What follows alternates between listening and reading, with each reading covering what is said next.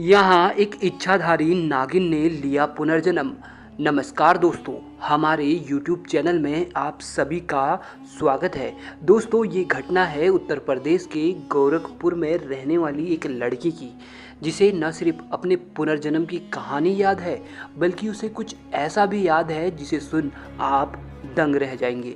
इस लड़की का दावा है कि यह पिछले जन्म में एक इच्छाधारी नागिन थी।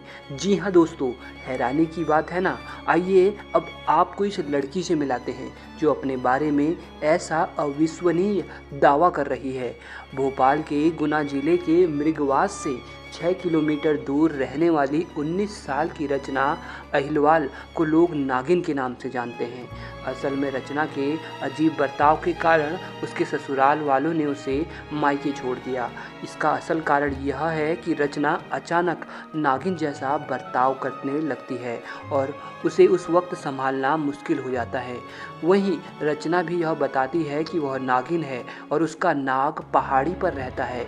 रचना जब नागिन थी तो 20 साल पहले चरवाहों ने उसे मार दिया था और फिर उसके बाद उसे जला दिया था। अगर उसे जलाते नहीं तो उसका नाग उसे ले जाता, लेकिन उसका साथी नाग अभी भी जिंदा है। युवती के इस दावे में कितनी सच्चाई है, इस पर कोई भी बोलने को तैयार नहीं है। लेकिन उस युवती को देखने के लिए तमाशा हर रोज लगता है। उस युवती के पिता सुरेश अहिलवाल का कहना है कि वे अपने बेटी को सिर्फ ठीक देखना चाहते हैं, क्योंकि उसकी इस आदत से हम परेशान हैं।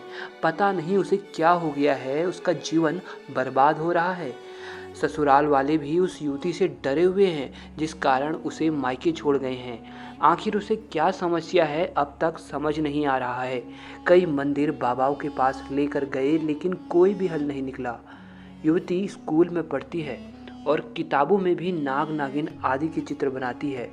कभी कभी तो ऐसे खंडहर उसने चित्र में बनाए जिस जगह सच में नाग नागिन पाए गए।